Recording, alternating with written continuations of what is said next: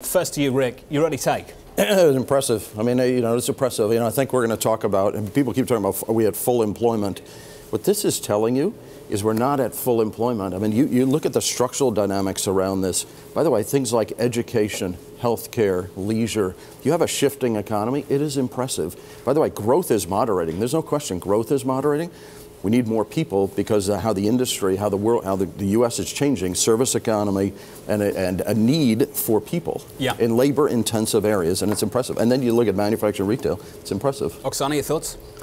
Another strong number at the end of the day, right? And so this was always going to be a messy and complicated number. However, it is still a continuation of the string of very strong economic data points. And I think what is really important to watch right now is what does this do, whether we talk about the government shutdown, whether we talk about the trade talks and all of the noise around, what is this doing to consumer confidence? Because it's really the consumer that we have to keep watching, 70% of the U.S. economy, and that's really where the strength has continued to sit. And I think at this point, it's really important to watch that. As far as the Fed goes, I mean, this was a really dramatic 180. And the question now is, are they really data, quote unquote, dependent? Are they stock market dependent? Yeah. And is inflation ultimately going to become the only thing that pushes them off of this? I mean, our view is that, look, this is not an end to the cycle, to the rate hiking cycle. This is a pause.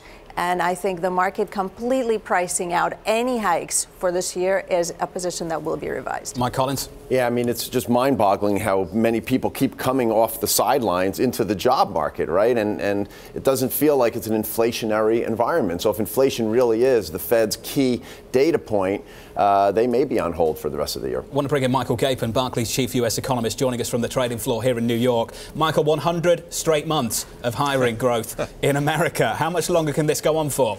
I think quite some time. So the message to me is the virtuous cycle continues. So I take bits of everything that the panel just said, and to me, it's that participation rate story. It feeds Rick's view that maybe you've got more slack out there to pull into the labor force, and I agree that it also means more muted wage pressures. So if it is the inflation data, this is a number that's great for the Fed because it tells them the domestic economy is fine. Those cross currents probably aren't going to knock the U.S. economy into a recession, but you can still sit by and patiently watch because your roaring labor market isn't yet generating a lot of inflation. This payrolls report is a catalyst for a big conversation and perhaps a little bit of an economic mystery that Jason Furman of the former administration picks up on. The idea that GDP can decelerate, but payrolls growth can carry on accelerating. Michael, what explains that? Well, I think the structural shift that Rick mentioned, I think, is part of that. I think you could argue that some of the technological innovation may be more labor dependent than we think. It requires you to bring in labor, not shed labor. But look, the payroll proxy is entering the year running above 6%. So I would say, yes, it's going to be hard to get GDP to slow down a lot if nominal income growth for households is running 6% or better. Michael, it's Rick. A question for you around, we were looking at the earnings data, and you're seeing operating margins, apples to apples, companies have reported versus last quarter.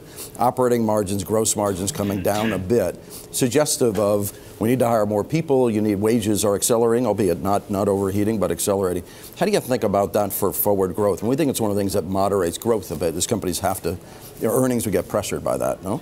That's right. So I think that you could have had the case before that, maybe the Fed policy that's going to slow things down in addition to fading stimulus. But I think you're right that you can still think maybe the story for headline growth fading is that the input price pressures mean profitability suffers. So you have more of a profits recession that moderates activity going forward. I think that's the channel through which it might pass through. Michael, just as a final question for you, how much confidence do you have in the Federal Reserve's reaction function? We had a really messy journey to get to where we ended up with this week. Do you think it changes again in the next couple of months?